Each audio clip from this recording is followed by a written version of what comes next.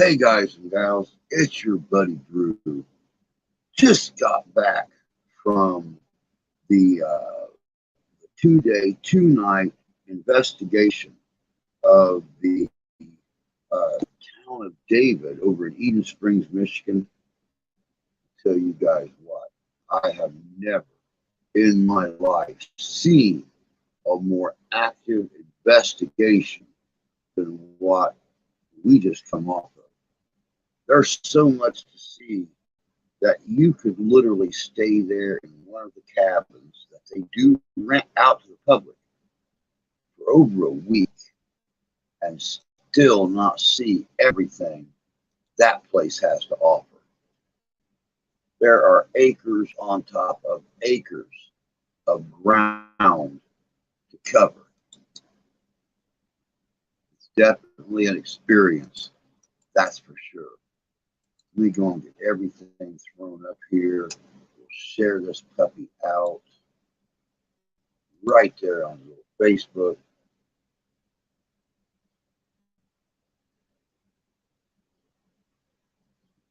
Put it up on my story too.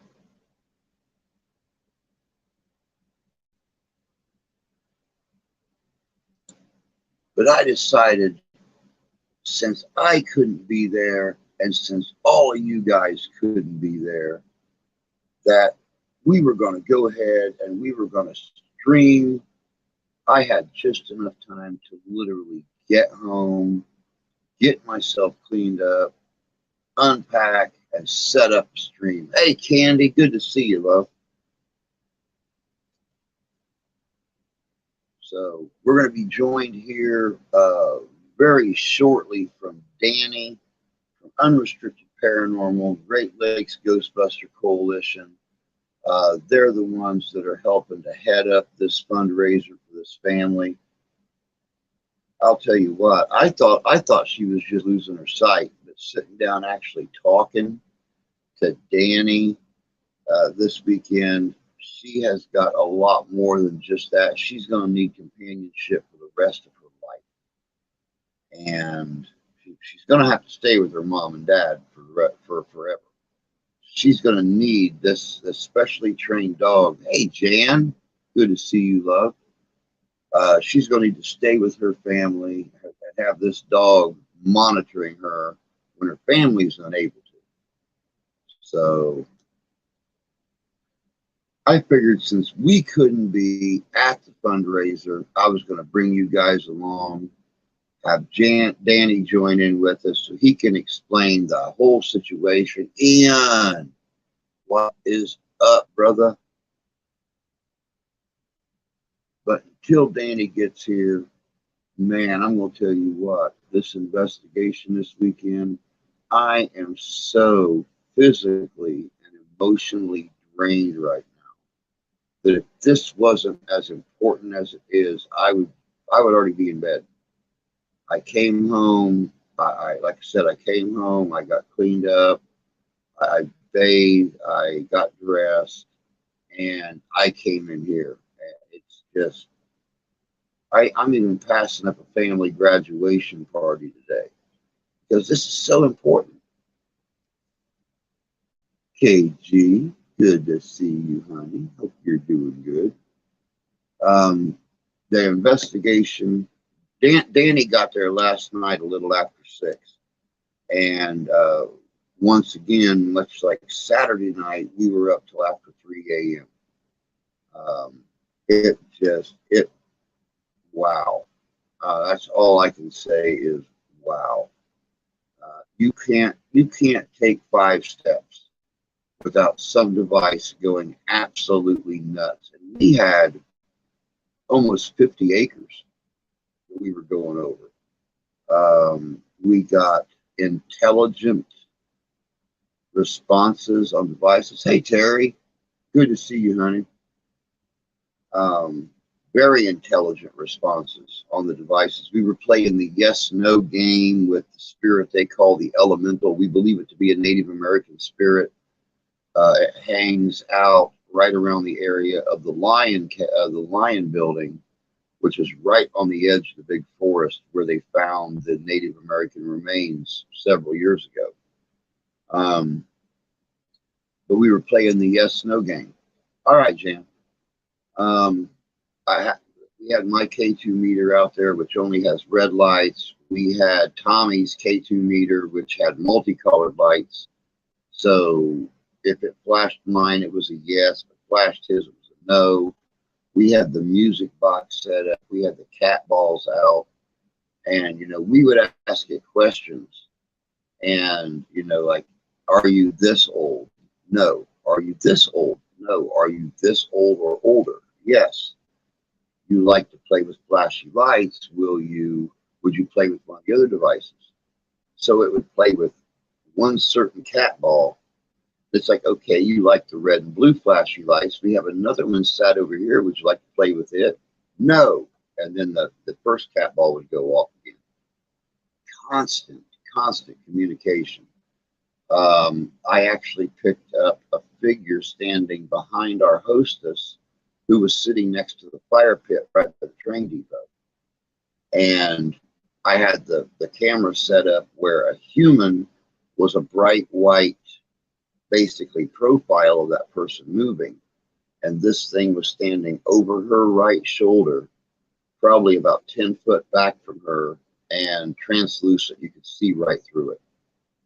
And it's just standing there, either with its arms crossed or its hands clasped. All you could see was the outline, the head, and the shoulders, and the sides of the torso. It was the whole weekend. 48 hours was like that.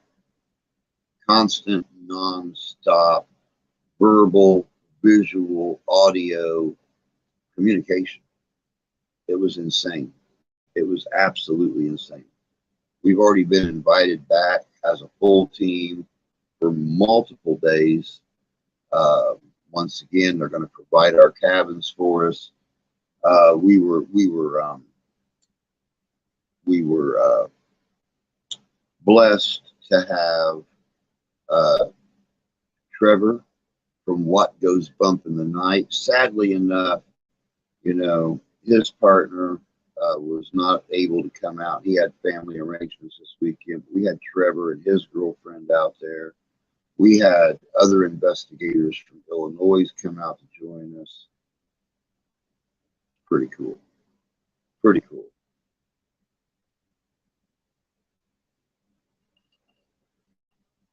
I don't know where Danny's at. I hope he had enough time to go get everything he needed to get done. He had to drive from Eden Springs all the way back down here to Cassopolis, then go all the way back to Kalamazoo, then go all the way to I think Grand Rapids to pick up somebody, and then drive all the way back down to the Michigan, Indiana line to Sturgis, where this fundraiser and everything is set up for this young lady. So how's everybody doing today?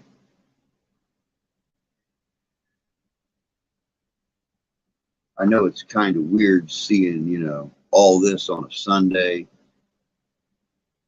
Like I said, I couldn't think of anything more important that would draw me to doing an unscheduled stream and helping somebody out that really needs help. You guys know how big I am on helping people in need. So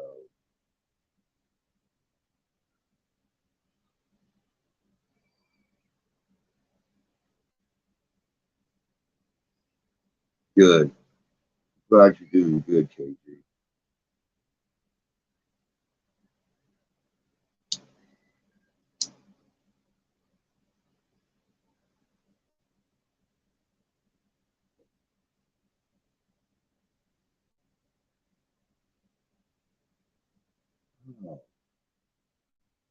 I guess everybody else kind of wandered off to make a sandwich or use the potty or something. We had 7 in here. We're down to 3 now.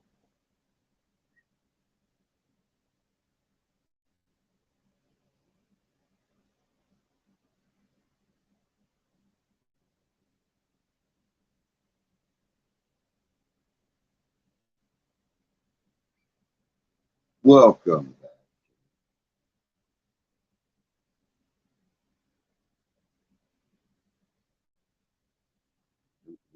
Scrabble messages up on my board.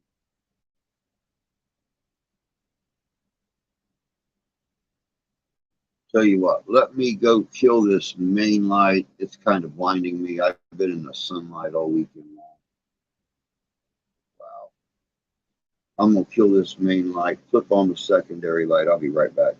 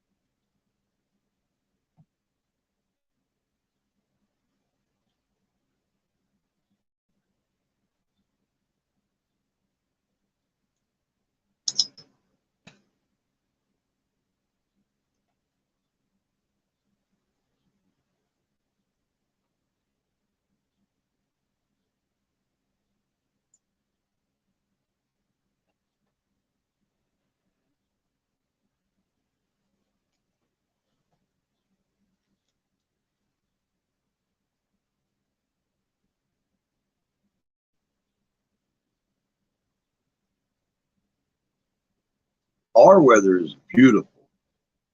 It is 78 degrees right now. We have a nice breeze, so the house isn't hot. It's really, really pretty out. I'm kind of,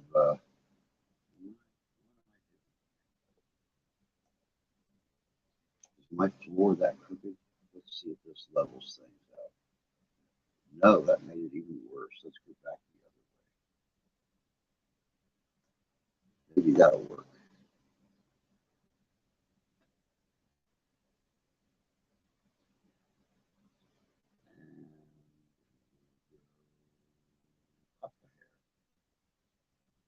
I wish I could do all this ahead of time.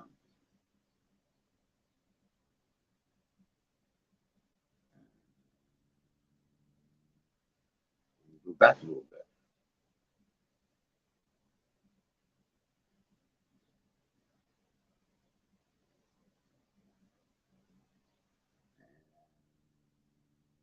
Go back a little more. Lift it up there. Man, that thing is crooked as the leg on an old junkyard dog, man. There we go. That's a little bit better. OCD, the silent killer.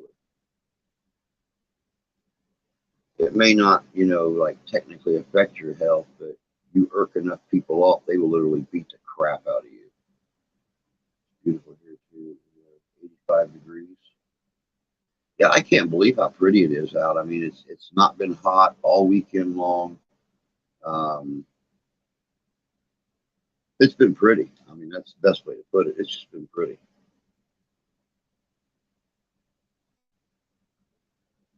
Well, I don't know where Danny's at. I know you got a lot of run to do, but hey, we're going to sit here. We're going to chat anyway. And we'll wait. But yeah, expect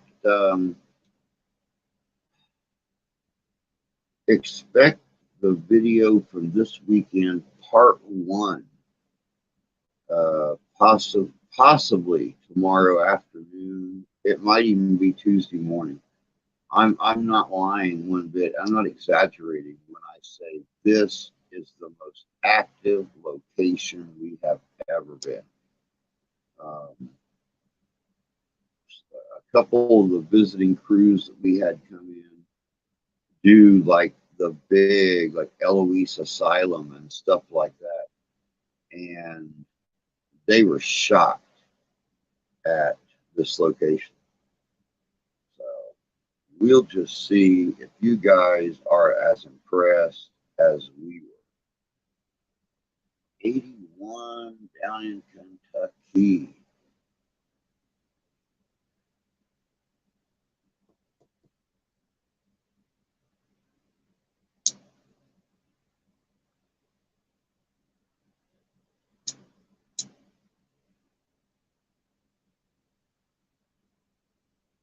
So the temperature difference isn't too awful bad. You know, yeah, 3-4 degree difference.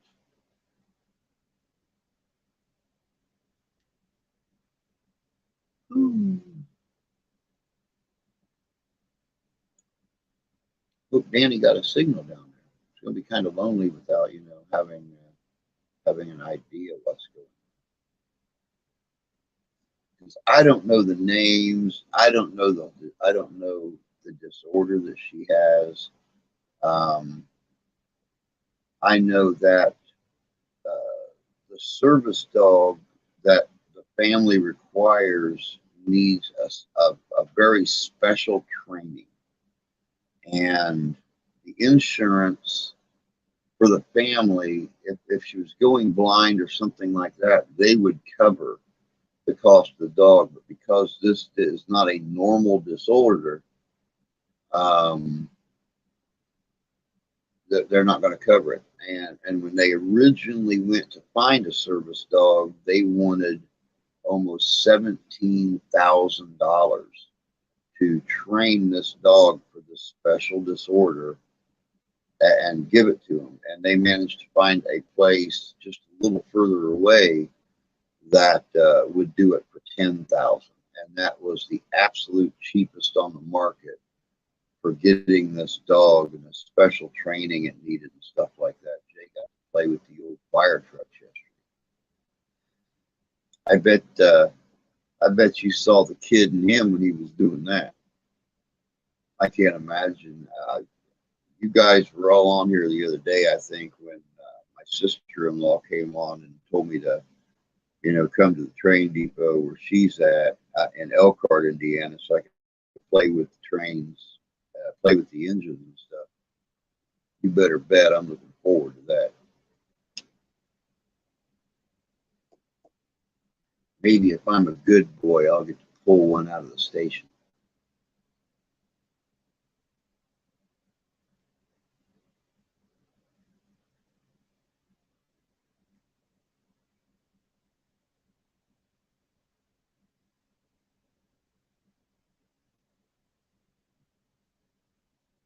Oh, I bet he was. I bet he was. I know how I feel when I go into a fire station or something like that. And that kid in me that was always fascinated with fire trucks and emergency vehicles and sirens, the brass pole and jumping in the boots, putting on the hat, jumping on the truck. That kid just comes out. Same with trains. Needless to say, a lot of our video uh, from this weekend is taken either in the roundhouse or the repair barn or in the depot. And very little will you see us walking around that we're not stepping over a train track. The tracks that the House of David set up, or City of David, um, they covered the entire property. So, and they still do train rides there.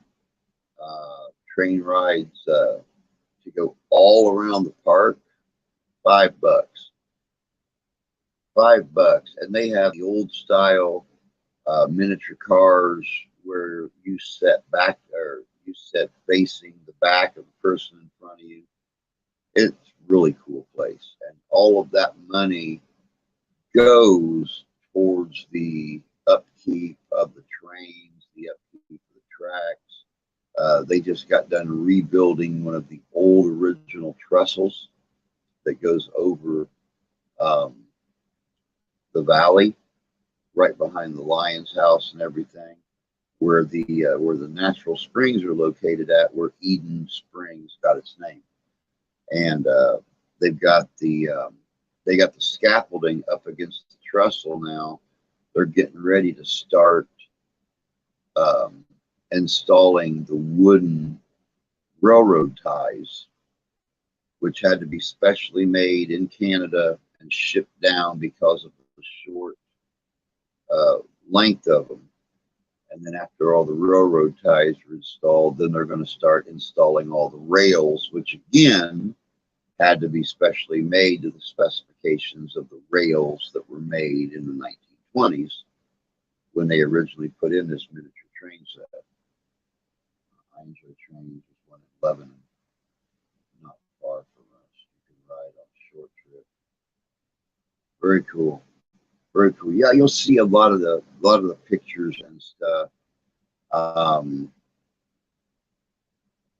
from the of the train tracks, the trestles, even the trains. I've got some footage in the roundhouse of the original miniature coal burning train that City of David installed to pull the visitors and stuff.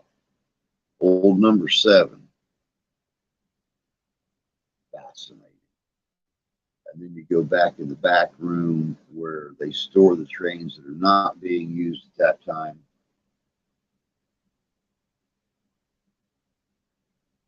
Yeah. Engines, passenger cars, cabooses, everything sitting back there, all miniature sized. Very, very cool place. I can't wait to go back. Like I said, we were invited back already. Possibly even if possible to stay longer to enjoy the place a little bit, do a very lengthy investigation. It's going to be interesting.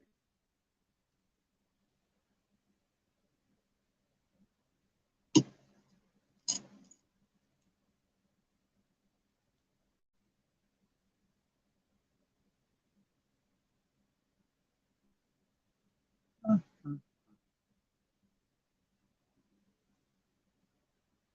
see. Pop this back up here again. Up on Facebook. Put the message up for everybody.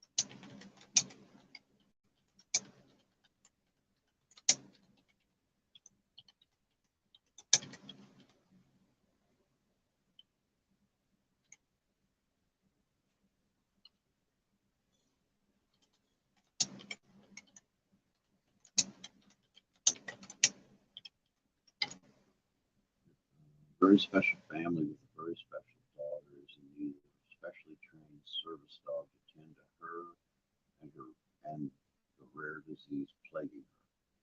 If you'd like to help, join in on the live stream or go to yes,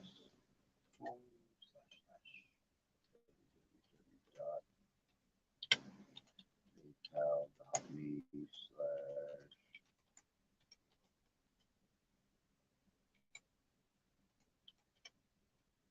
History 2020.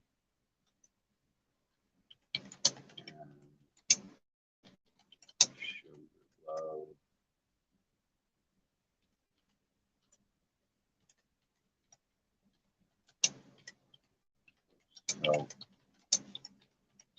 this family achieve their goal and make one large donation in the channel name.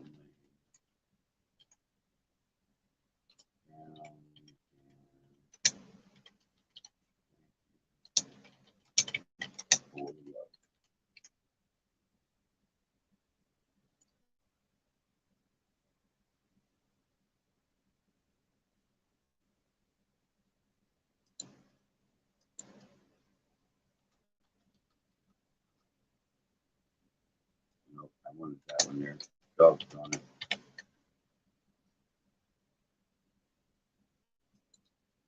This one.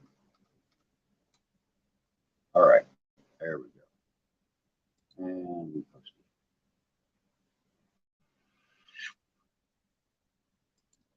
All right, let's see. There's a dinner train here that you can ride and enjoy a wonderful dinner. See the sights of Cincinnati. Well, that's cool. That's cool. I know that there's a lot of, well, there's not a lot. I know of a few of the old classic trains that do the dinner mysteries, the murder mysteries and stuff. So you have drinks, dinner, and you've got the dinner mystery to go along with it. Kind of like the Orient Express kind of deal. A murder takes place, and you have to solve the murder. Kind of like Clue on the open rails. I think that'd be cool. That's something that's slowly, honestly dying out. The Poorhouse Museum, where Ghostorama is going to be at August 20th, they do a murder mystery dinner on occasion. Something I'd like to go up and do.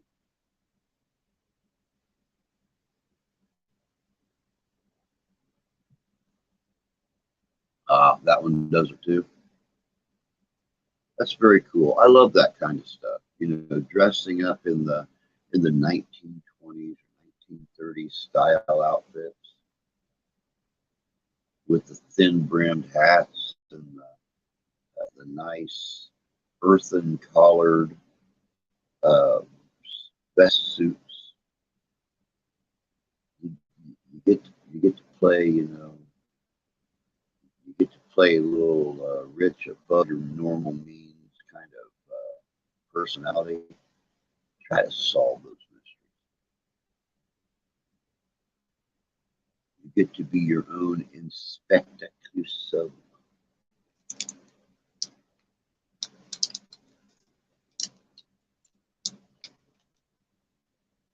Hey, squirrel.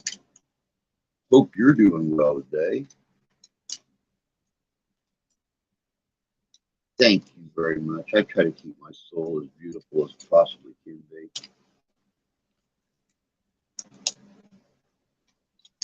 When somebody out in the world somewhere don't find a way to really irk me off. But we all know how stupid people are.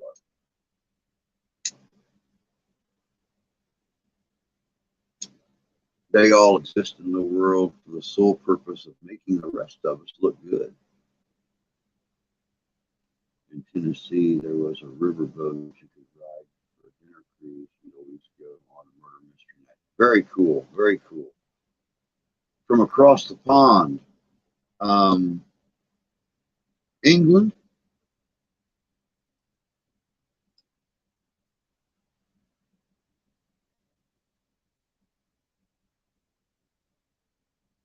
There is a lot of land across the pond.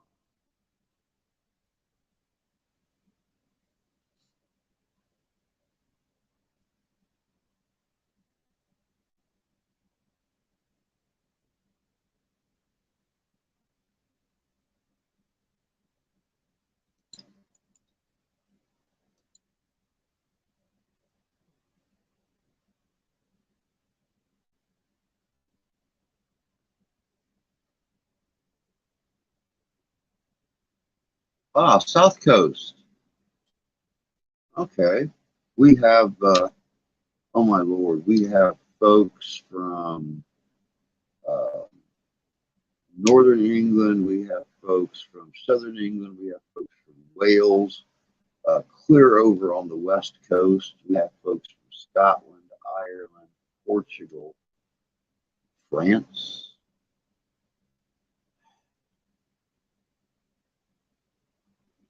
Italy. So welcome to another South Coaster.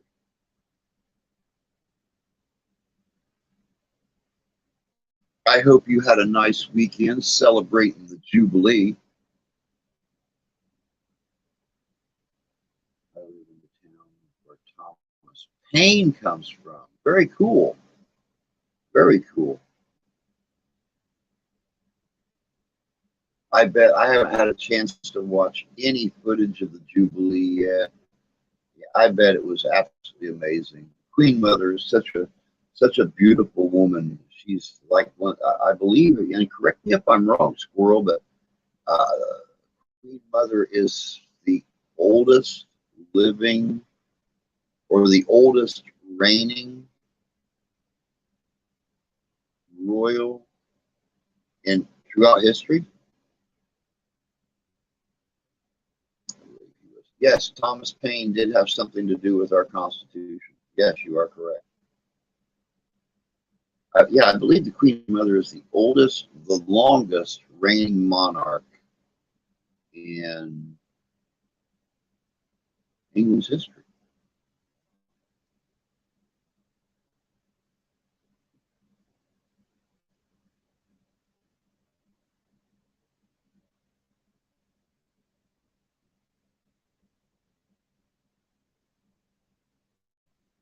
Yes, Thomas Paine. Let me see here real quick. We can throw in a little history into this too.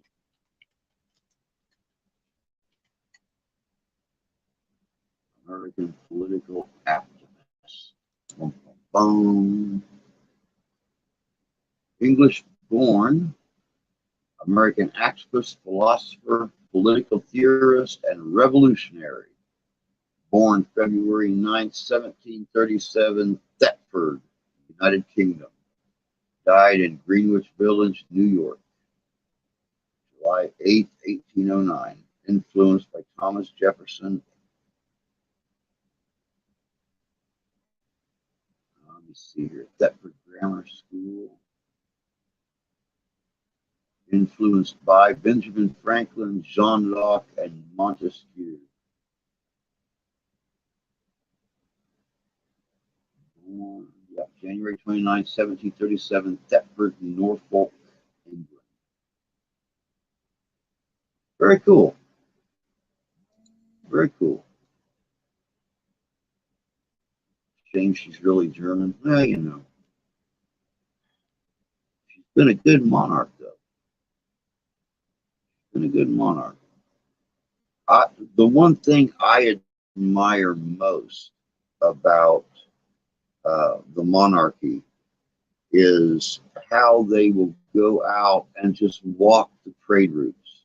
Well, you know, when they're young enough to do it, they go out, they'll walk the parade routes, they'll shake hands with the people. But it's not like here in this country where they always have to be riding in a car or behind bulletproof glass or something. You know, one thing that I've always admired about the monarchy is how they will come out and they will actually walk along the crowd. They will pick up and hold small children. They shake hands with the people. Love it, love it. Always kind of brings a tear to my eye when I see them out walking and actually talking to the people.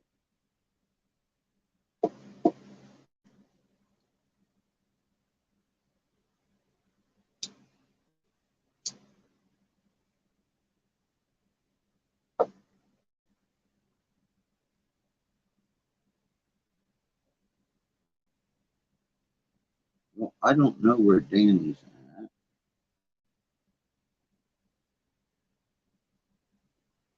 And who knows? He may not even have had a signal where he was. Hey, Blaine. Good to see you, bud. Good to see you. Yeah, I didn't really know that either. I learn something every day, I guess. We celebrate Guy Fawkes big time and loose. Fire torch precision throughout the town all night burning. Oh wow. Oh wow. Now, do you guys do you celebrate Guy Fawkes on Guy Fawkes Day, or do you have your own separate celebration from the rest of the country?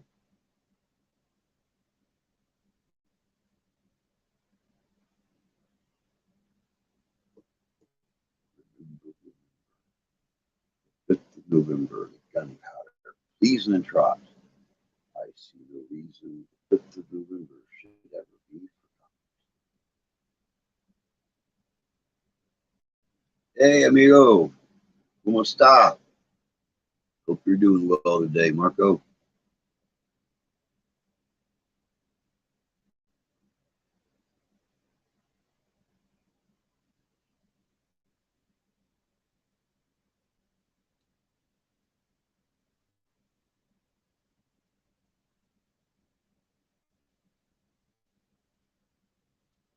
Uh, I hope everybody's had a great weekend. I hope the weather is just absolutely amazing where you're at. Like I said, we had a great investigation this weekend. Busy, busy, busy. Good, Marco. I'm glad, my friend. I am absolutely wonderful, dude. Absolutely wonderful. Okay, my break's over. Just wanted to say hi. I got to get back to work. All right, Lane. We'll see you later, bud. You take care of yourself. Don't work too awful hard. We'll catch you later. I've still got to watch your video from Saturday. I didn't watch anything this weekend. I was too busy. Many videos on YouTube. Now 25,000 good swamp, 20,000 extra. Oh my God.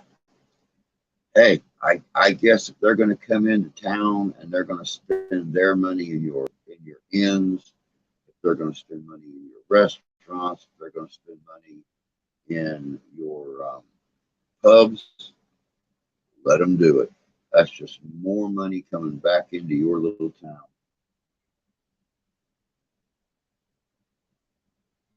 Oh yeah, Marco, busy all weekend long. Friday night we were up till almost 4 a.m. I was back up yesterday morning at 7:30 a.m. Last night we were up until 3 a.m. and was back up this morning at about 7:30 and busy, busy, busy, busy. Fishing. What's up, my friend? Good to see you. Hope you're doing well. Not a whole lot. Not a whole lot. Just got home a couple hours ago from that investigation at the cult compound. Um, Very busy 2 days and 2 nights. Uh, Been home long enough to uh, take a shower and unpack and get this set up. Um, very important. Very important stuff. Danny came out last night and joined in the investigation. Um, I knew ahead of time he had this fundraiser to do for this family, and I told him, if I had a way over there, I would have went over there and done this live at the fundraiser at the VFW over in Sturgis, Michigan.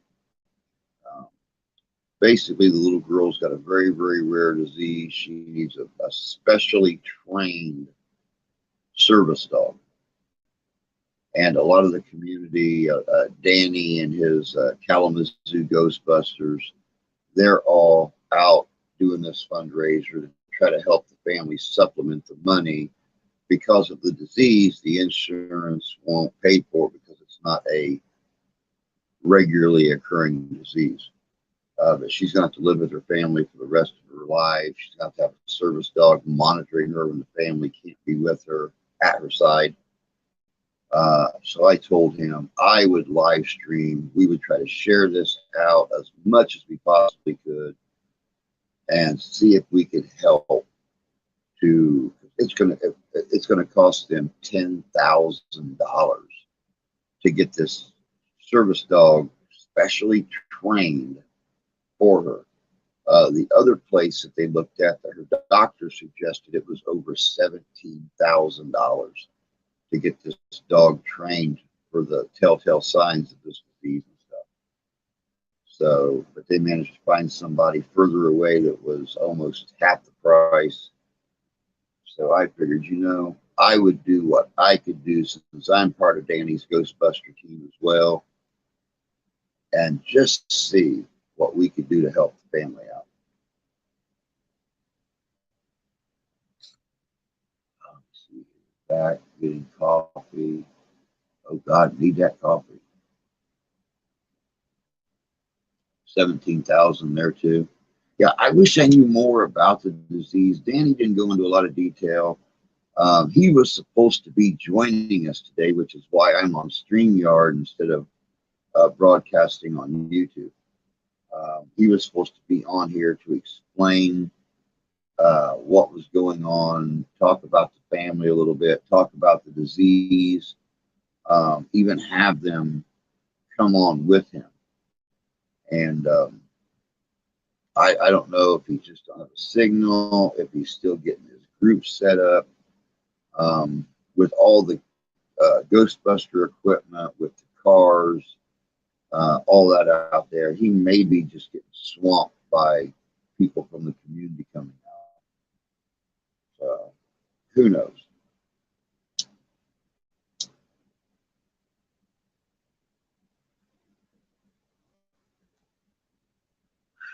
I did not realize that a service animal was that expensive. And I always thought that there were organizations out there that would help families to get them a service dog in a emergency situation or something. But yeah, I had no clue that training for a service dog, so like almost $20,000. I mean, my God, you could buy a nice fancy car for that price, and it'll live longer than the dog will. At one point, I was checking. At one point, I was checking into a service dog for myself to help with mobility about 5 years ago. Maybe more expensive now. My God, Bill Gates has billions to give away to other countries. Well, if Elon has his way about it, he may have billions more before it's all said and done. Because Elon getting smart, he's buying everything. He's even been talking about the possibility of trying to get Facebook and trying to get YouTube.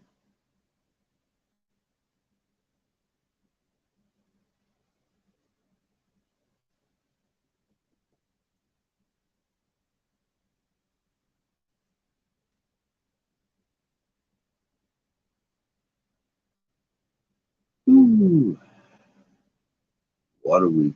Man, I'm wore out. Like I said earlier, guys, if it wasn't for how important this is, I'd be in my comfy britches right now in a t-shirt, laying in bed next to my wife, talking about the weekend and trying not to fall asleep. This was like I said, this was the biggest, most active investigation I have ever done. You literally could not step 5 feet without some device going absolutely crazy. It was amazing. Is there a way that the Longevity Foundation can contact the I have no clue whatsoever. Wore out, bandana wearing, cigar smoking, owl, mouthpiece. Oh my God. Not a whole lot, dude. Not a whole lot. Not a whole lot. But just trying to help out where I can. I need to feed the hungry and help the homeless.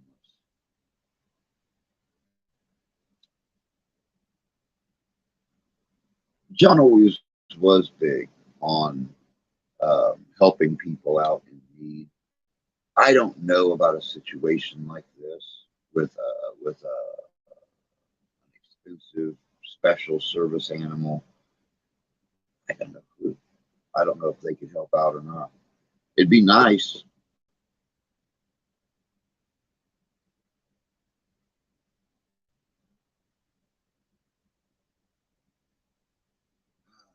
We survived it, dude.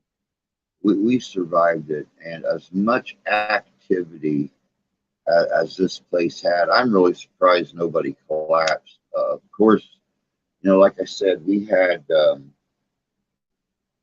Trevor from What Goes Bump in the Night and his girlfriend come out this weekend from up in Muskegon. They are paranormal podcasters.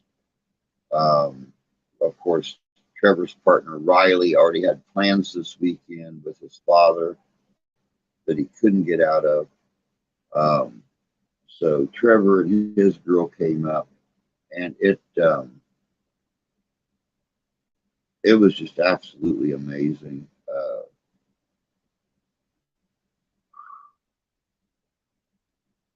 I've never seen anything like this place. Like I said at the very beginning, you guys decide when I release the first video, either uh, late tomorrow or early Tuesday. I got a lot of editing to do. This place blew me away. All right, Jan. I couldn't check into it. Sure.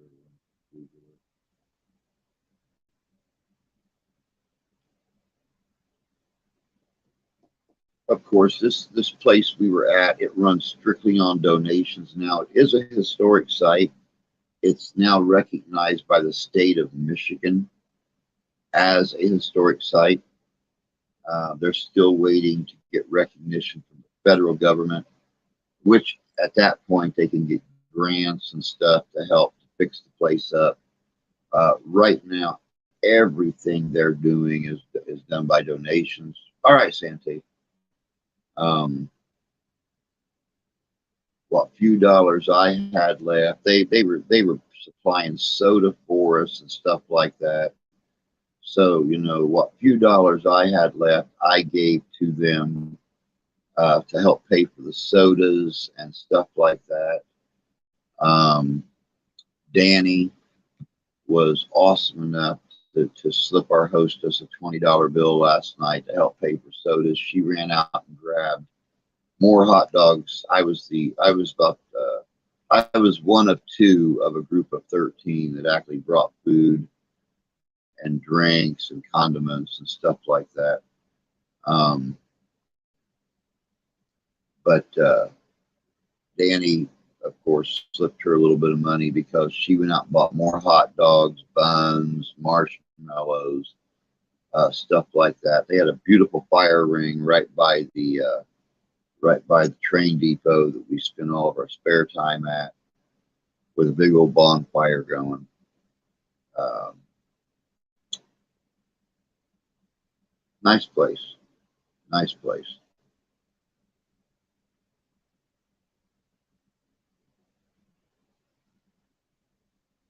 Oh,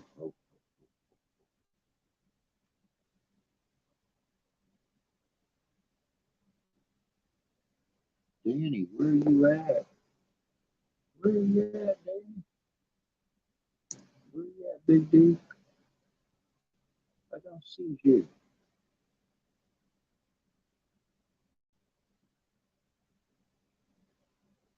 Yep, he has apparently got gang rushed by the folks there in town in Sturgis.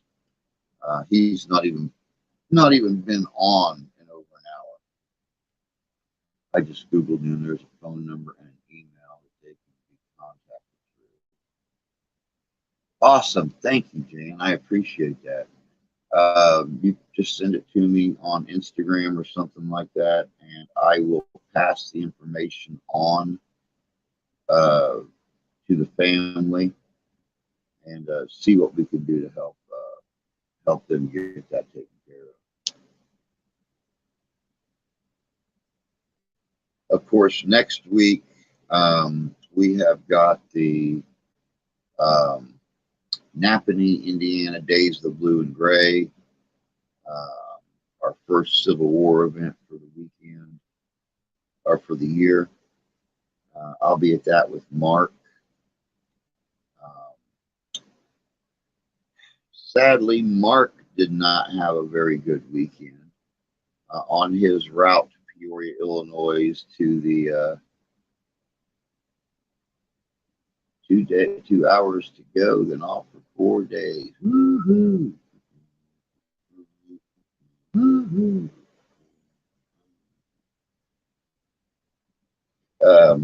He got as far as Chicago, and somebody hit his new car.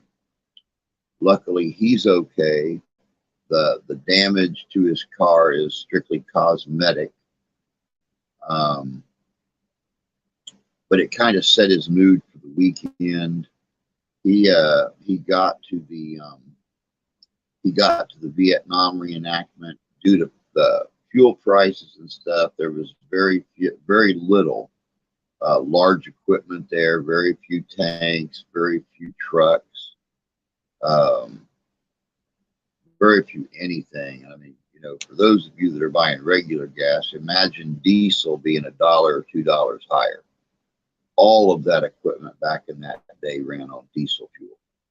So I can understand why there was only a few large pieces of equipment there. About 150 reenactors total. A nice crowd, but everything else kind of suffered. Mark is okay though, and it's much like I told him. That's what's important.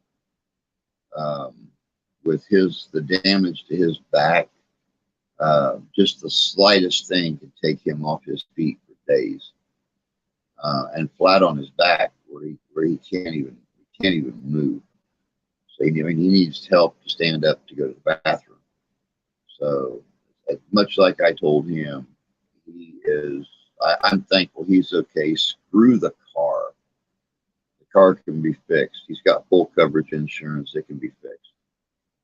But just thankful that he's okay.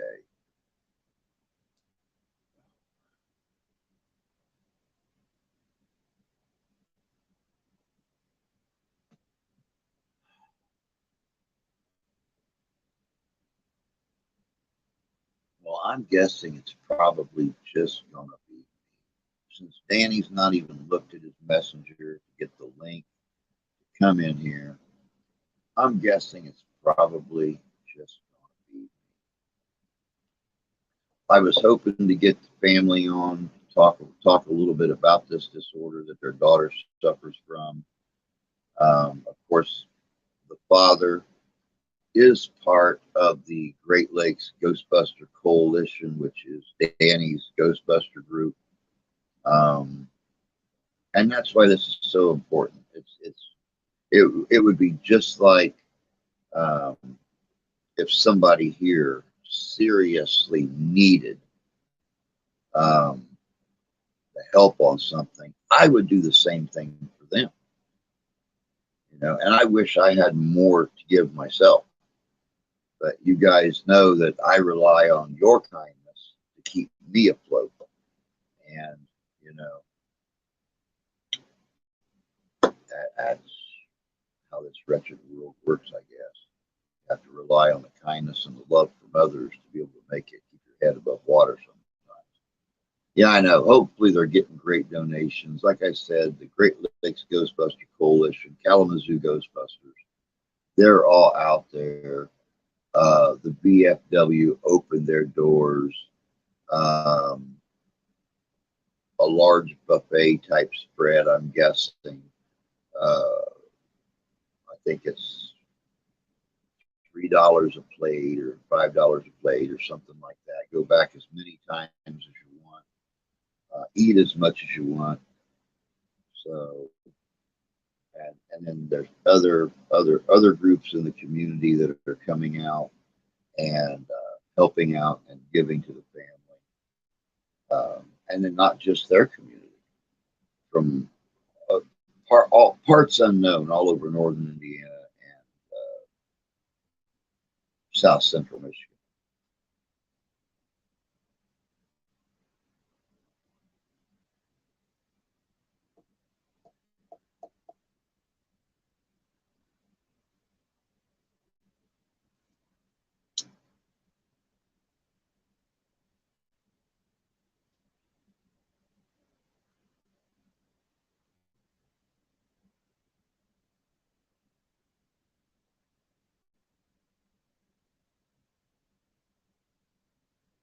But like I said earlier, I will get up in the morning. I will start editing the video, part one of the video. It's going to be pretty cool. It's going to be pretty cool. I was completely taken by the activity, uh, but more so, I was taken in by the peacefulness of the activity we've seen. Nothing hostile. There is some anger, and it's much like I'll explain at the beginning of the video. Um, just because something is angry or something don't want to talk or something uh, plays the role of the trickster, it doesn't mean it's a demon. A spirit can be just as disgruntled or upset or confused or angry as we can be. But for the most part, a lot of peace, a lot of goodwill, and a lot of very intelligent communication.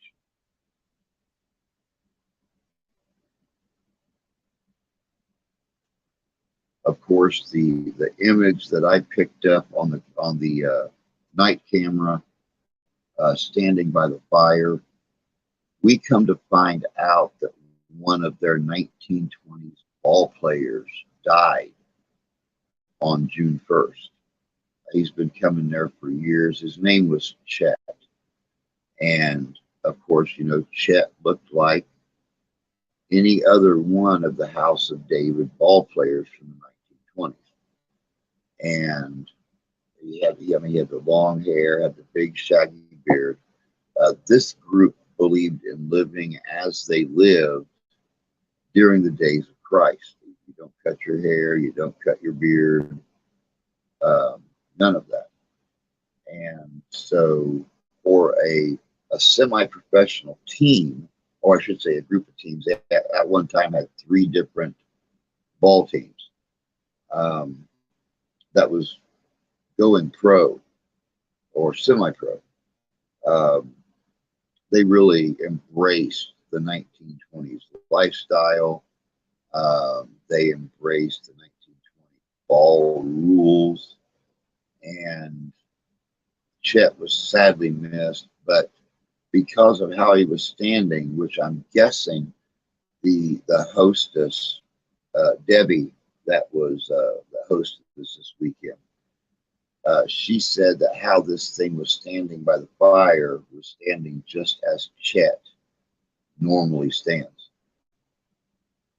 with his arms crossed or his hands clasped in front of him, which he loved when the ball game was over, that everybody got together, had a cold beer or something, and stood around that fire and talked.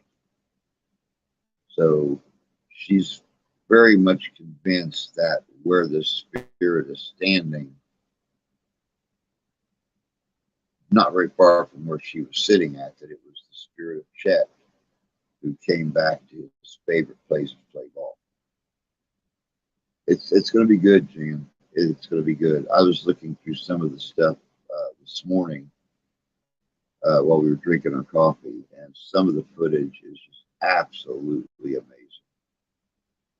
Absolutely amazing.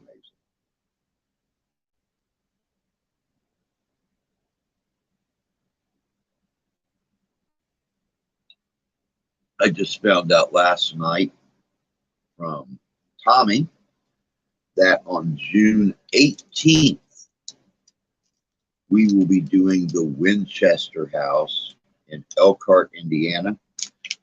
He has got that event cleared for us already. Got the date set. Of course, no relation to the Winchester Arms family, but everybody in the city of Elkhart knows the Winchester House as being haunted. So it went. It was either 60 or 70 years it went sitting empty. And somebody just bought it here a few years back, started to rejuvenate it, bring it back to its former glory and luster. So we can't wait for that one. That's going to be 3 weekends in a row. We're humping and hopping to bring you guys the best stories, the best videos we can find. This one this weekend, the Civil War reenactment next weekend, the Winchester House the next weekend, and then it's going to be cemetery, cemetery, cemetery until we get another large historic location.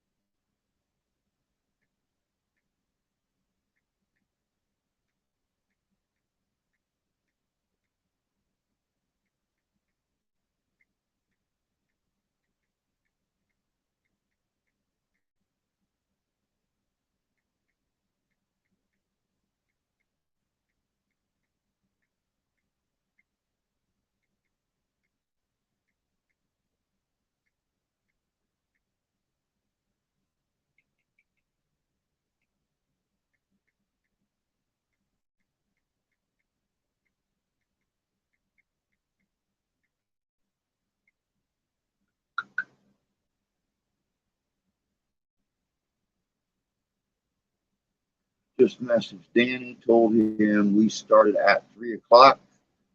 We're still going. Hope all's going good there for them.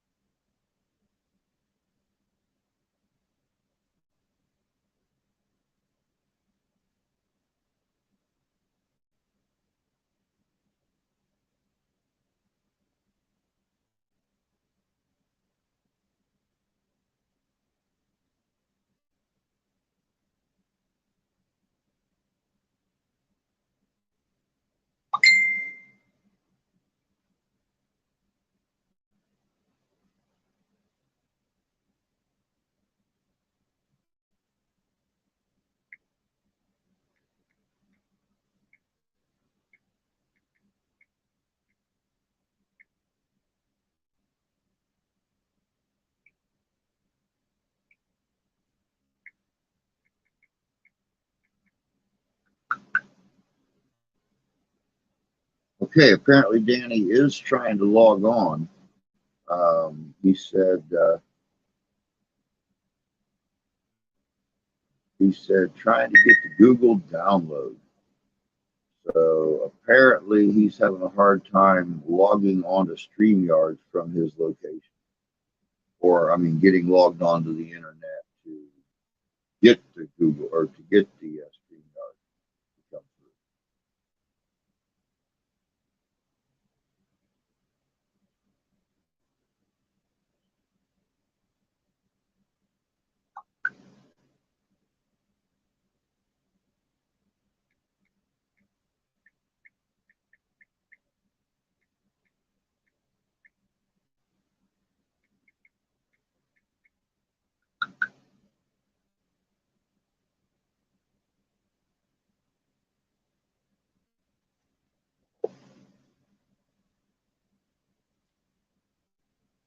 So hopefully we hear from him real soon. We have him up here real soon.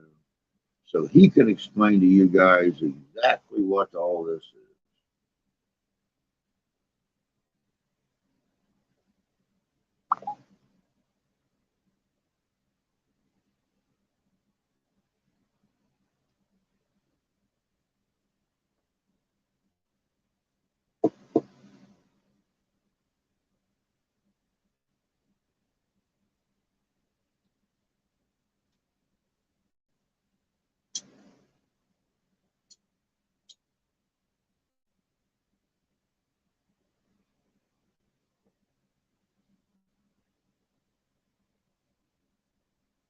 Oh, down to 2 people watching.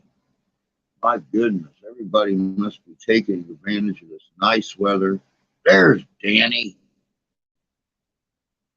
Wait for his face to pop back up. There he is. What's up there, big sexy? I'm just trying to keep it sexy. So here we are.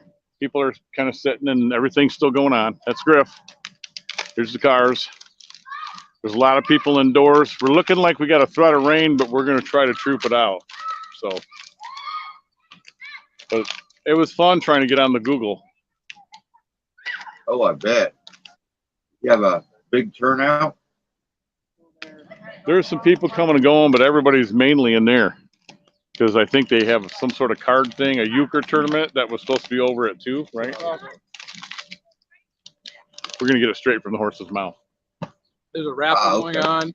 There is a spin to win games going on. They're doing prize drawings.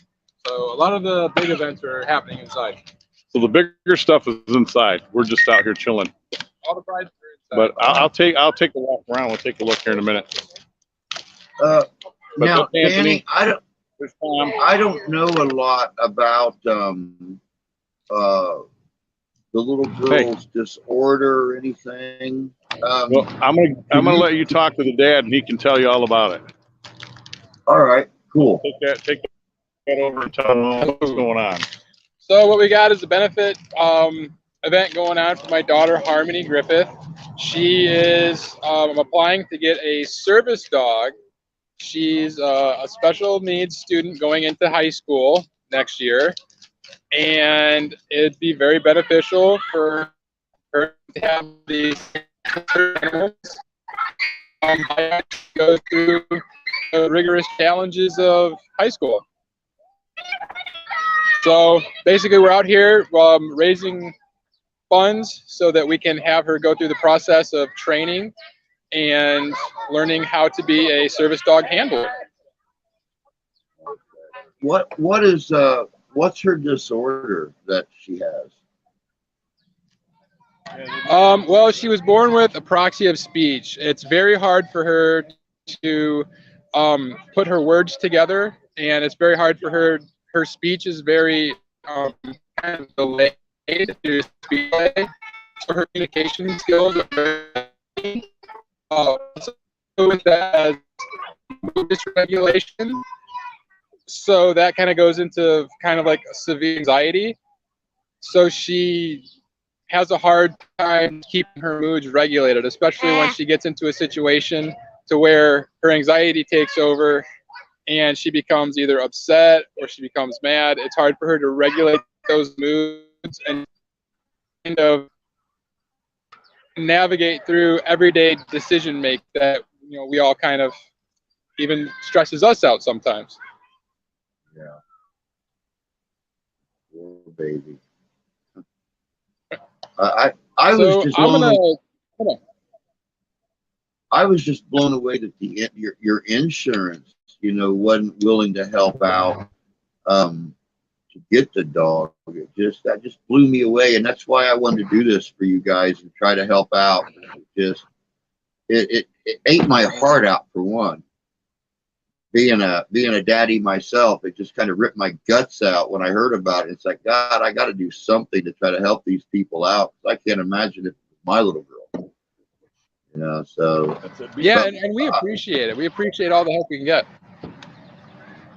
Now, one of my people, it did actually get a hold or looked up the Bon Jovi organization.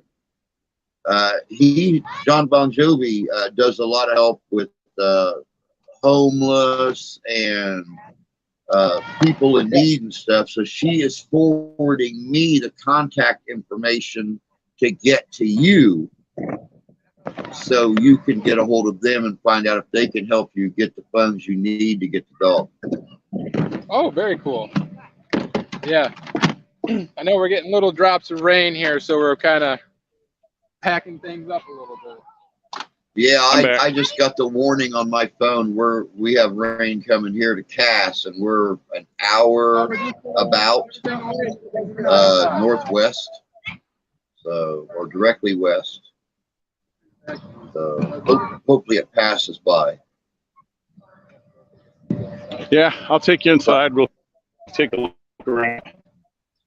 Yeah, we all know proton streams don't work very good in the rain. Well, at least ours don't. Yeah. Well, yeah. Movie-wise, I'm sure they're fine. Yeah. Yeah. But, you know, there's quite a lot of folks here.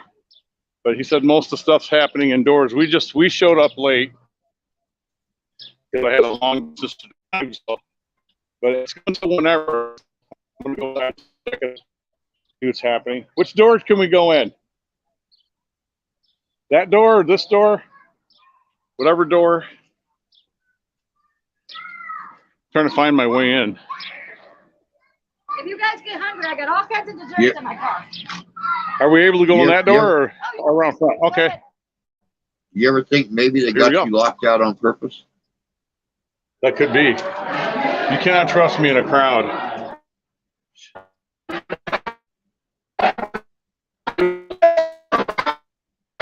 Well, I mean, you know, you are walking around with an unlicensed nuclear accelerator, so.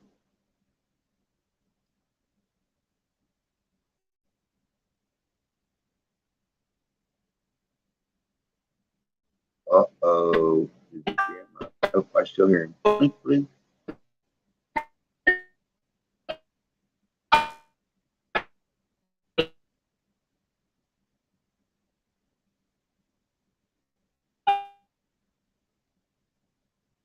I think the lighting might be giving us interference, Danny, because you're kind of sort of almost, but not quite froze up.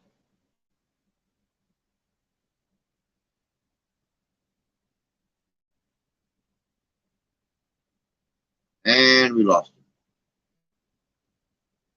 Yep, I would say it's probably the lighting. He may not be able to take us inside.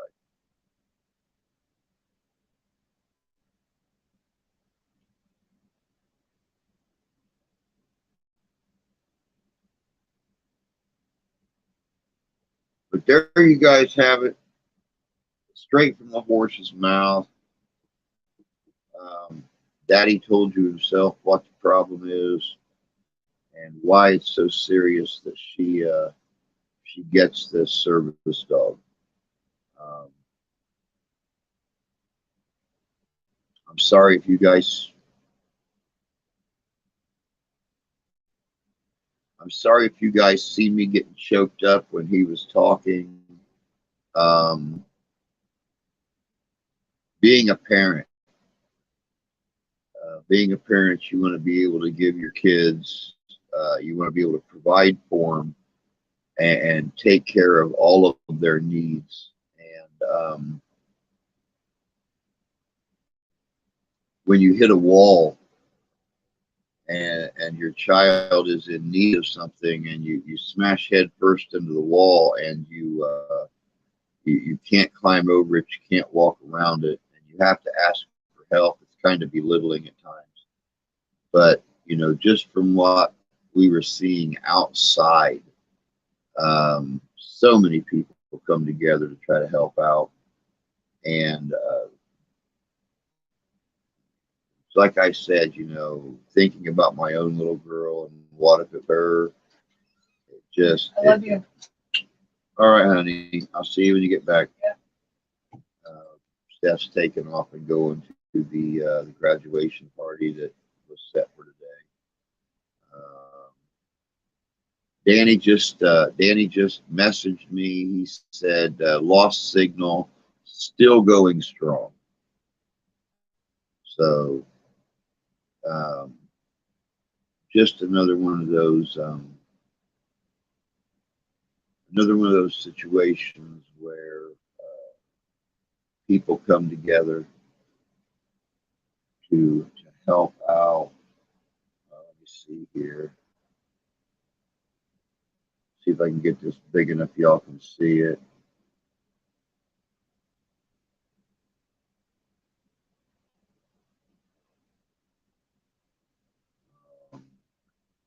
See if I can do this on my phone.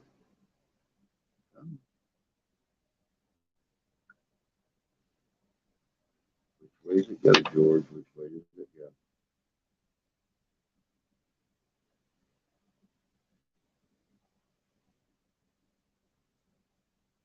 All right.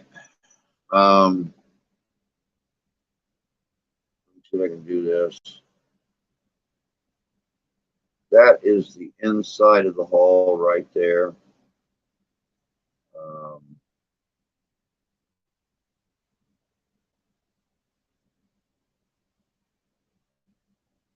People are coming out to help, and that's absolutely amazing. But they're all coming out to help out and stuff. And, you know, if they happen to be watching the stream there,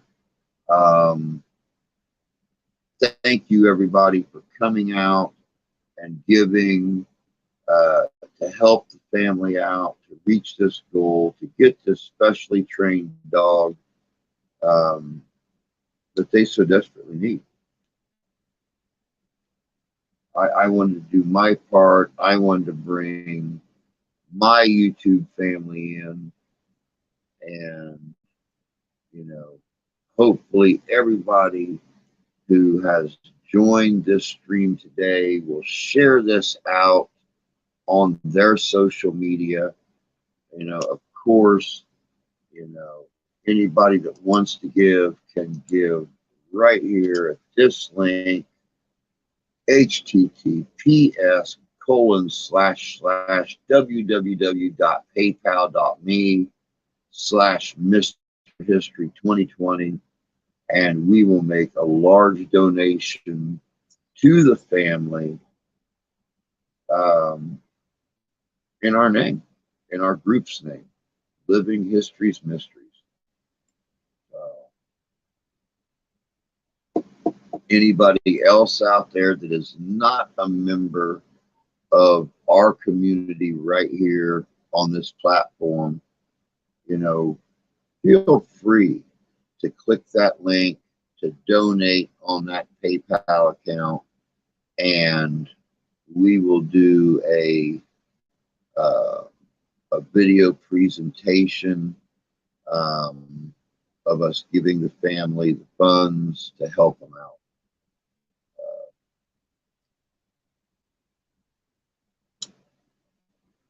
Helping each other out, standing together, being there for one another, that's what makes us human. So many times in the world we look at all the nasty crap going on, and we kind of lose faith in humanity a little bit. But it's situations like this when people band together to help somebody or to help a family in need that really kind of rekindles that that faith a little bit. And so again, thank you everybody for coming in and joining the stream. We're going to run another 40 minutes or so. We'll run to about 5 o'clock Eastern Standard Time. I have nothing better to do. My daughter's allergies are picked up. She's out on the couch on her tablet doing her thing, trying not to like boogerize her whole lower part of her face and neck. Wife's off at the graduation party. We'll figure this out.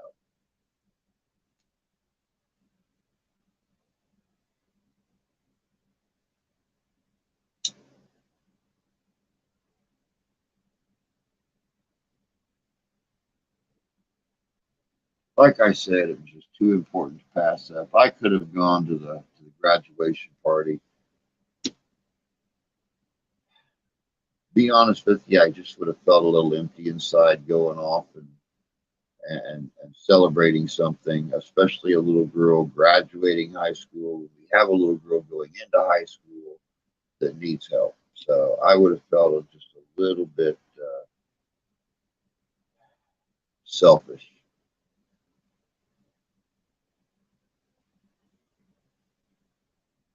A little bit selfish, I think.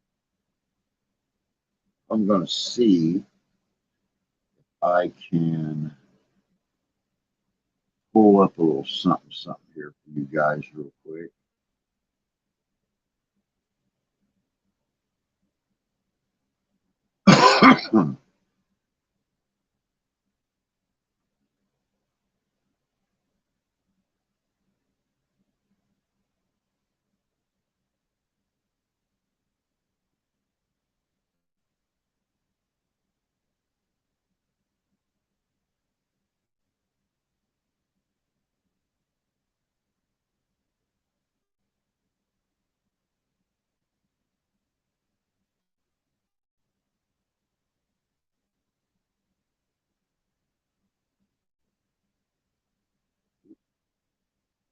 Oopsie doopsie.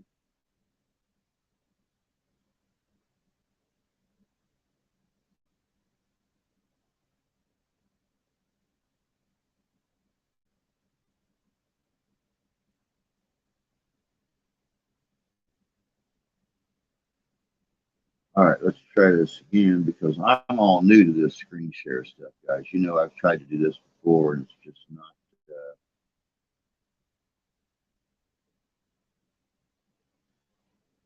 Maybe I got to tap that instead.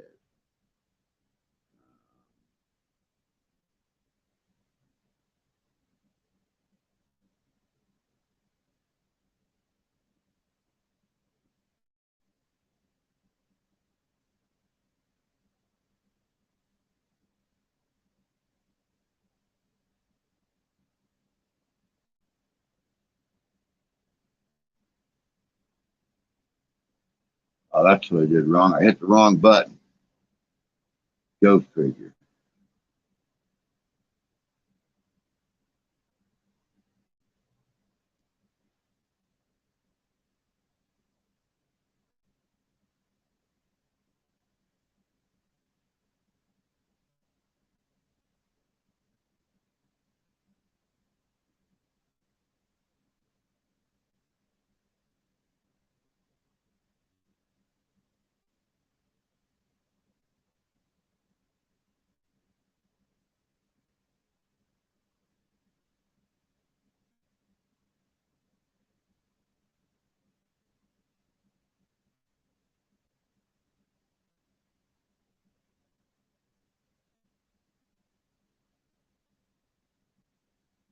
Let's see if we can get this to roll.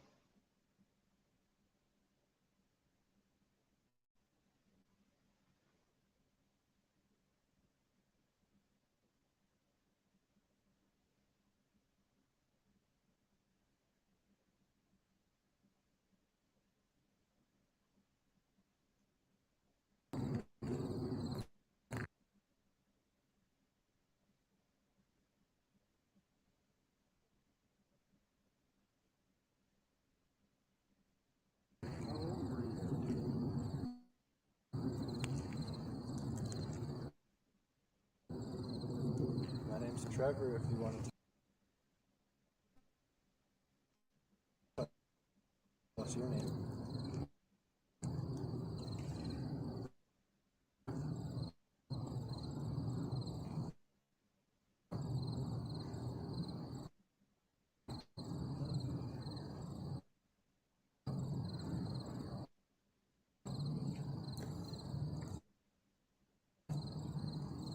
Now, this was actually filmed last night on site Trevor. at the amphitheater where there used to be a pond Yes. that they done different How about your scenes and stuff at when they had open air plays. And a little young woman fell out of a boat and drowned in that pond back in the late 30s, early 40s. This is Trevor, girlfriend from What Goes Bump in the Night. She is doing a solo Estes.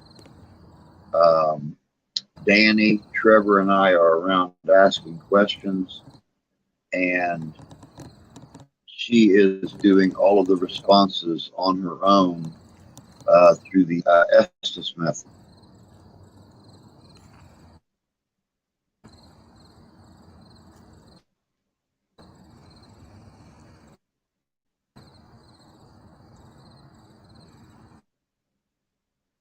No.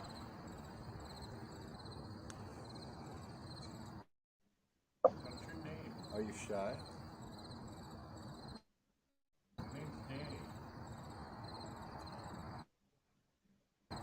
In hope?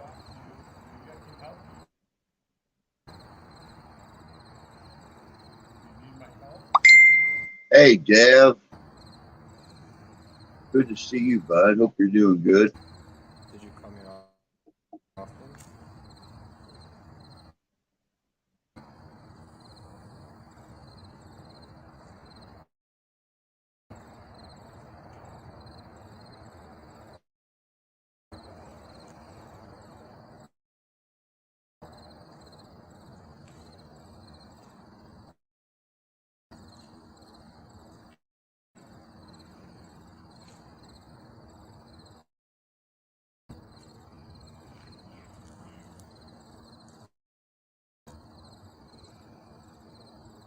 Help me again?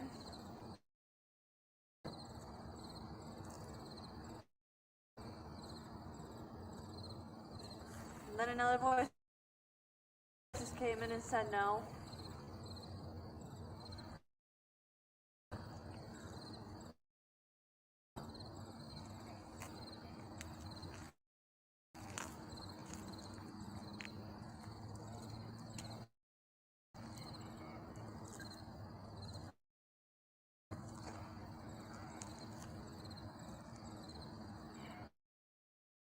Is she communicating with the girl who drowned here?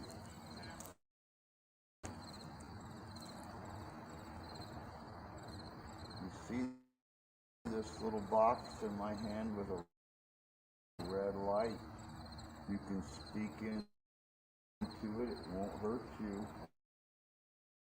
It'll let us hear your voice. Is she talking to the little girl, the young woman who drowned here?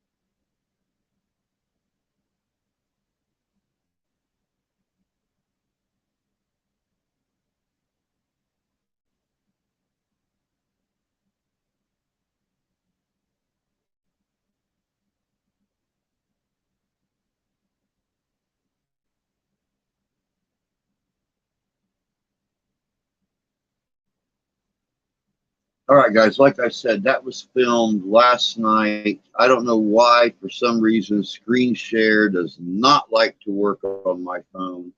I've tried it multiple times, but that was a solo Estes method. She was not laid back. She was actually sitting up and mobile a lot of the time. And she, of course, had on the noise canceling headphones. Danny, Trevor, her fiance, and myself were out there in the beer garden / amphitheater, where a young woman drowned when the pond was there back in the early part of the 20th century.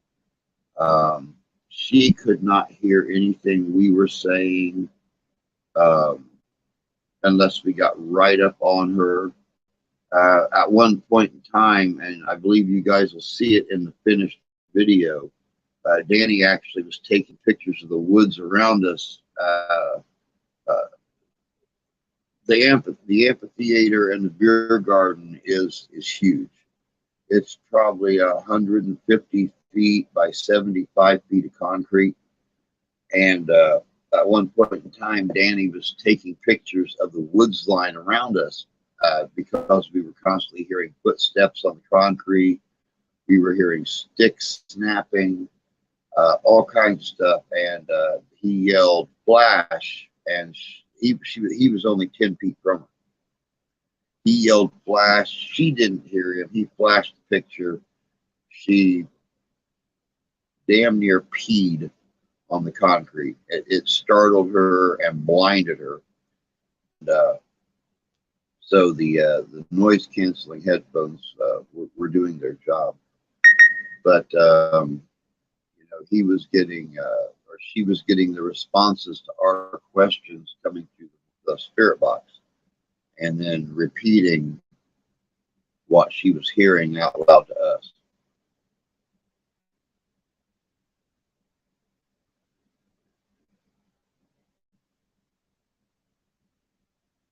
So, but like I said earlier, very intense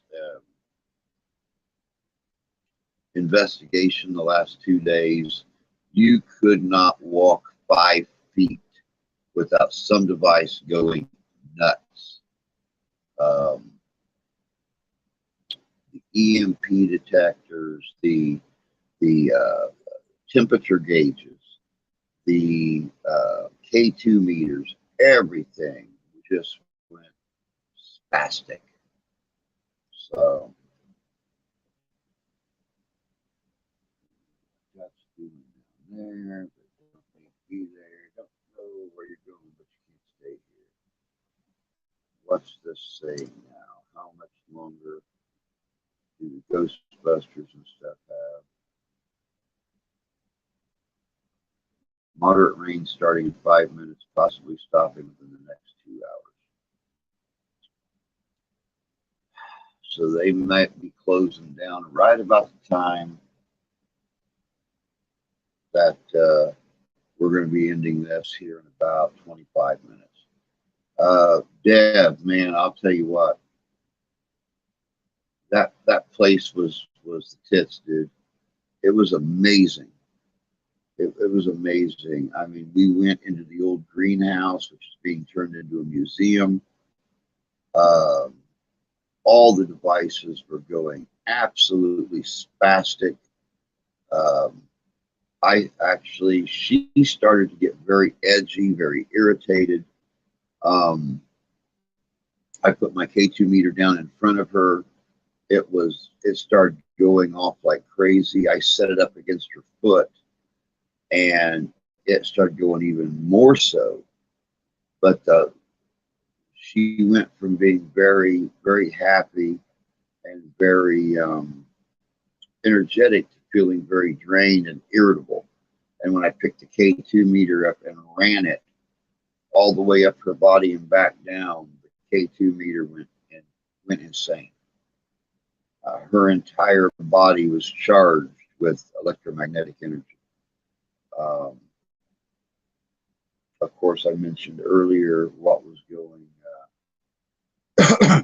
what went on in the basement of the Lion building, the Lion House, with playing yes, no, with what they refer to as the elemental. Sorry, one of my best friends called me to tell me she bought a new truck. She said it's big and it's red like Chase. Yeah, the investigation was awesome. I cannot wait to start working on the video and reliving some of that investigation again. And I definitely can't wait to go back.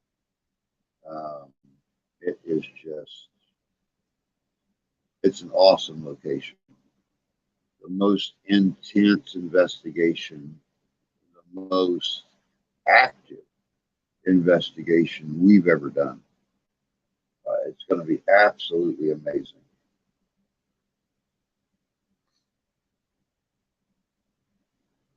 Oh man, we have 4 folks watching now. Everybody else must have decided to go take advantage of the warm weather and go outside.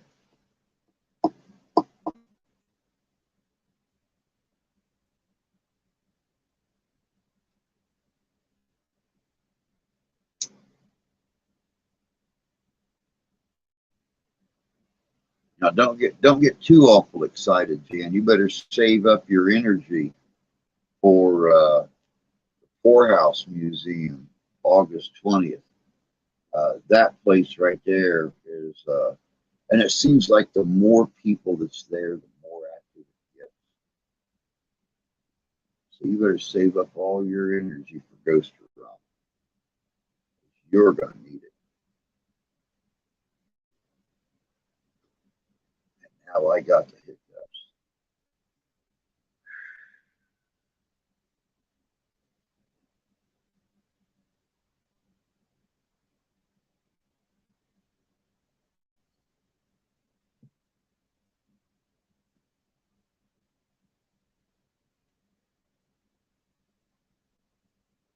My adrenaline will be running for sure. Mine was.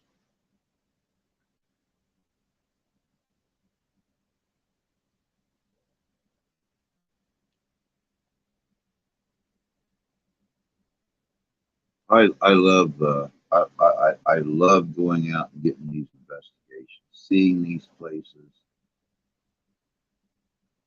I'll suck the energy from the spirits. There you go. That's what we need. We need an energy vampire that can attack and sustain spiritual energy. It's exactly what we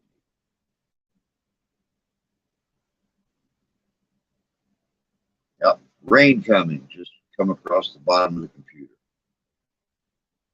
Hopefully they make it at least the next couple hours. Just depends on what direction the rain is coming from and how fast it's moving. Because they're about an hour west by southwest from my current location. So hopefully they at least make it the next hour or so. And there we go, the first yawn of the day. These 3 and 4 hour nights, they'll kick your butt, especially when you're old dude like me.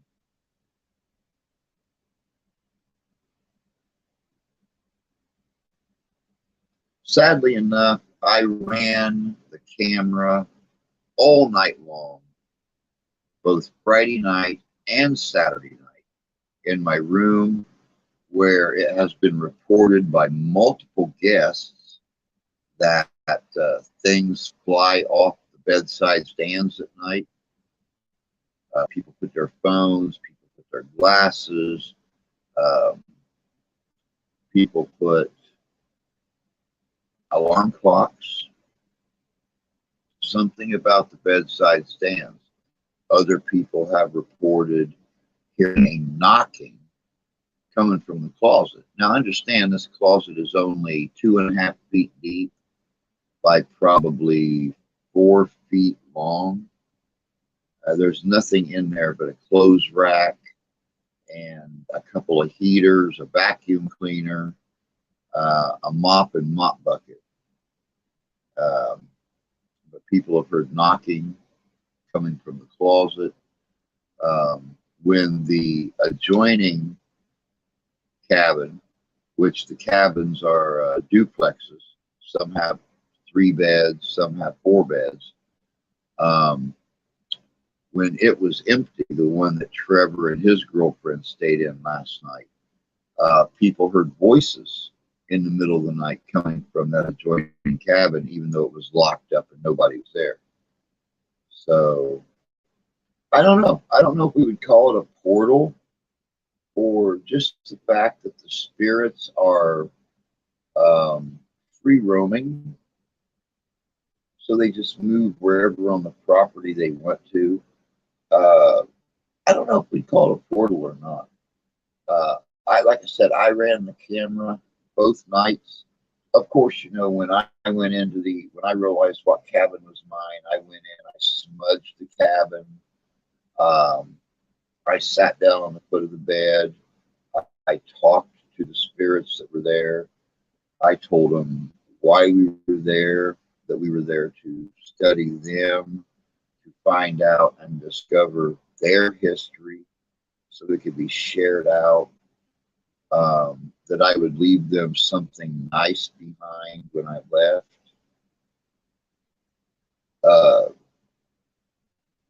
And I had no problem. It was actually a waste in my cabin. It was Trevor's girlfriend, when we were drinking coffee on the porch this morning, while Trevor was getting stuff packed up, she said that she thought she heard footsteps in the middle of the night. Of course, you know, there is light in the cabins, working electricity and plumbing and everything. Said that she real softly moved her head and opened her eyes. There was nobody there. So she just attributed it to more activity that we were flooded with the entire 2 nights. But yeah, I just pretty much wasted recording time. Friday and Saturday night in our cabin, we had no activity whatsoever. And I left behind a couple of Hershey miniatures. I put one on each bed, at the foot of the bed when we packed up this morning, opened them up, left them on the little foil wrapper, broke each one up into 4 pieces, small pieces, and left them there and thanked them for being cooperative, letting us sleep, being kind and courteous, and that was it. Locked the door up, and we headed back to the cars to finish packing up what we left in the train depot overnight. Grabbed my giant coffee pot that I had sitting down on the fire pit, and headed out. So, I mean, like I said, no hostility. There was anger. There was sadness. There was confusion. But no evil, no demonic powers, no demonic presence. A lot of spirits, both in the complex and in the woods around us. Like I said, we believe that the elemental is a native spirit. The place was once Miami Indian land until the Potawatomi came in and pushed the Miami southward into Indiana. And as early as the 1880s, they found native remains out along the natural springs and stuff. Did I feel the emotions? A couple times. A couple times I felt emotional, either confused or sad. But for the most part, it was happy. It was open. It was intelligent. It was um, not negative. Not negative. All a beautiful location, both spiritually and physically. Um, Beautiful, thick, Great Lakes style wooded areas. Uh, Lots and lots of game trails, but a lot of spiritual activity. A lot of spiritual activity.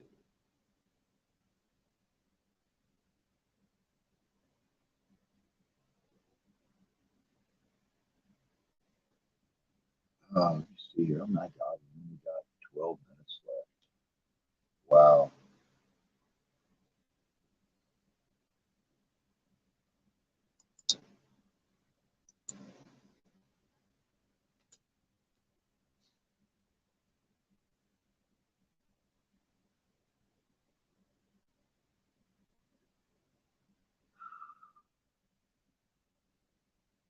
It's a very cool place though, Jan. It's some place that I think you and Jay would absolutely love. If it wasn't so doggone far, where you guys could actually, schedule a weekend or even a 3-day weekend and come up and rent one of the cabins and just relax. Go out in the evening time, do your investigations. Some of the guys were picking up stuff during the daytime too. Don't get me wrong. It wasn't just a nighttime thing. We done some stuff in the daytime too. Um, but it's definitely the kind of place that you and Jay would get into. Um, lots of trails to walk. Um, Lots of ground to cover in the complexes. So yeah, most definitely. Most definitely. Not only do you get a really cool investigation, but you're only about 35 minutes from me.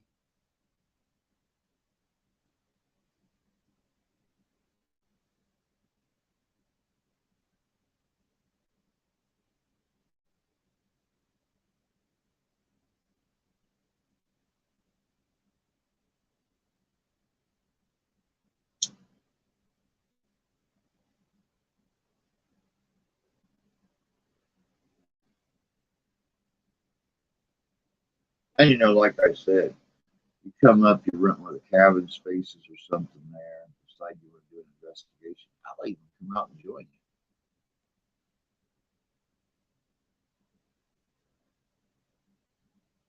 One of the one of the things that tickled me last night was we were all sitting around. We were conducting part of the investigation. We had the spirit box going, and one of the spirits, Danny had asked if they recognized, because they called him by name, and he asked if they recognized anybody else in the group, and one of them said, "There's Drew." And right when I walked by the spirit box, and Danny looked up at me and he said, "Yep, that's Drew." And I said, "Do you remember me from my short visit to the other side?" And it said, "Yes." So that was actually really, really cool that it recognized us. And like I said, the communication was incredible. Never had communication like that before at a location we've done. It's mind-boggling, quite honestly.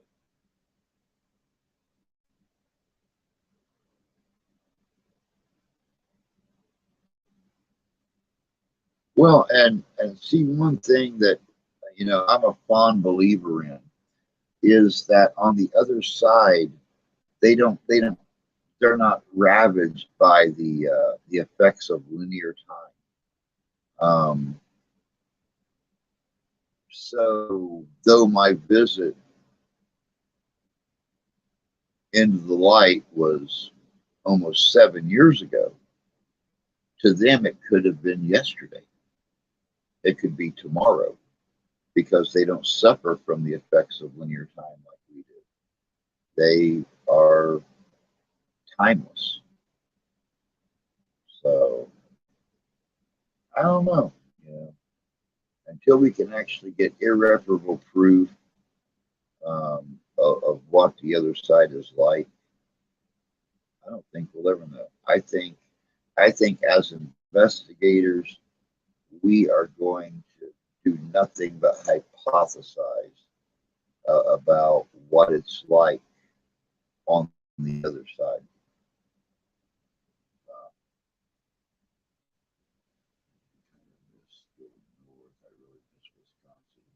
Never been to Wisconsin. I'm just southeast of there. I've never been to Wisconsin.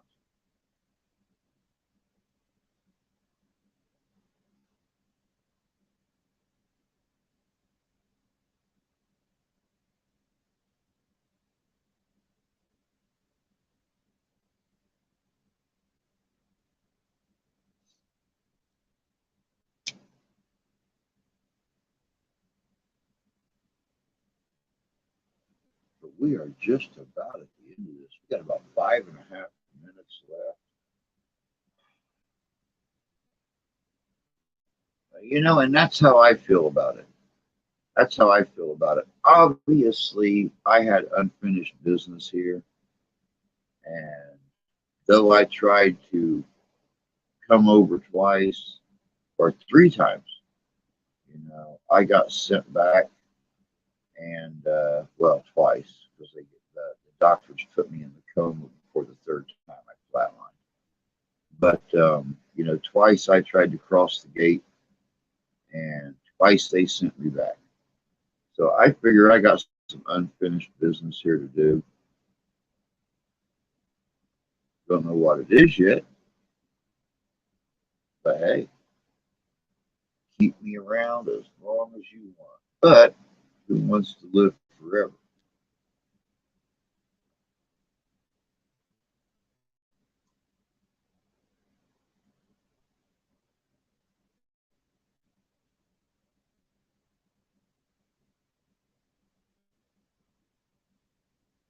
Most definitely. You will know.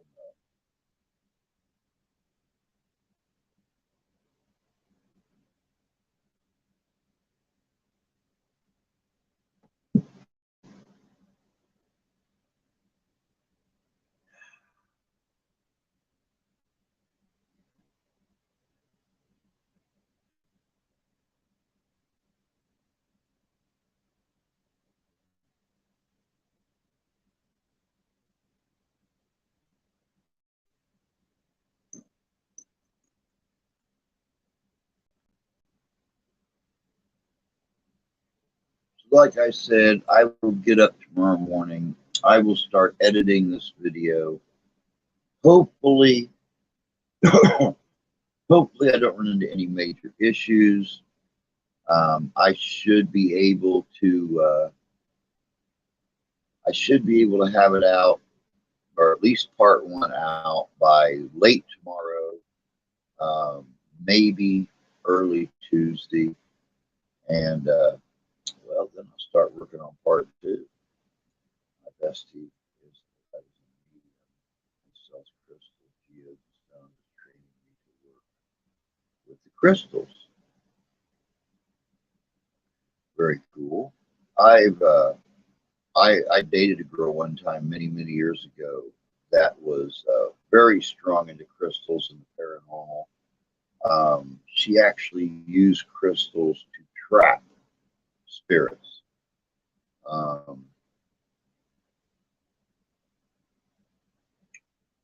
It was a heck of a show. I've seen her on more than one occasion take a very clear quartz crystal and trap a spirit in it, and the crystal gets foggy. And then, of course, she would wrap it up in a red cloth with sage, cedar, sweetgrass, and tobacco, and she would bury it. So, according to how she was taught, the spirit stayed trapped in that crystal forever until somebody, dug it up and smashed the crystal and released the spirit back into the, what do you want to call it, ether sphere. So I would love to be able to do that. Don't know how.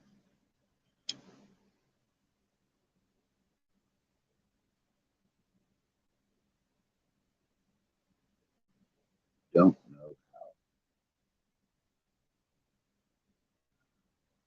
But that's very cool that you've got a friend that knows all about that stuff. One that I just got is petrified dinosaur poop. Yes, I have clear crystals. I have a crystal called graveyard stone. Never heard that term before for a crystal. One of these days, I need to start building my collection back up of crystals. Another ex of mine, which is probably why she's an ex, took my crystals when she decided it was time to end the relationship. I come home from work and all of her stuff, my crystals, and quite a few other things were all gone. So with her energy touching them, I didn't want them back anyway. So I let her keep them. But I have to rebuild my collection of crystals, especially my rose quartz and things like that, which is my birthstone.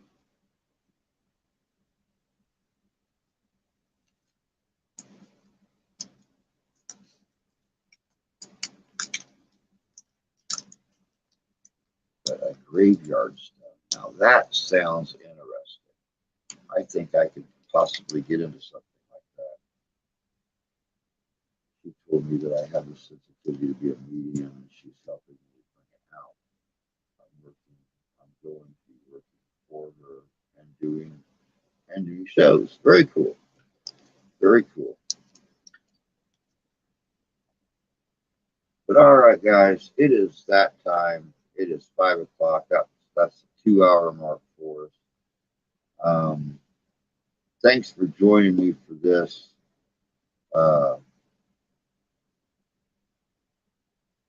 Maybe this family will, maybe they'll get the help they need. Coming August. Picture of it. Very cool. Awesome. I can't wait.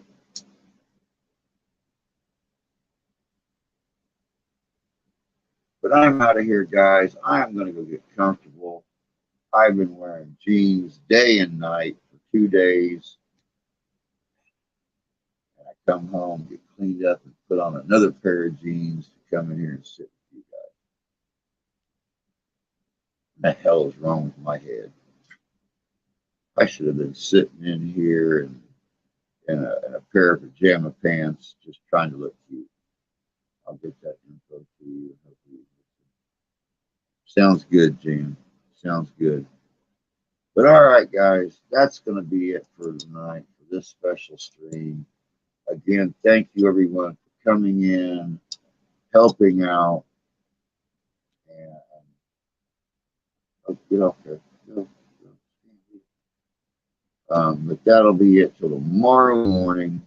Hopefully, I wake up in time tomorrow morning. We'll see. Hey, Richie. Just walking out the door, dude, but it's good to see you anyway. But y'all take care. Have a great evening. Much love back to you. Y'all have a good evening. I'll see you tomorrow morning. But until then, take care of yourselves. Take care of each other. God bless you. God love you. See you in 14 hours. Y'all take care.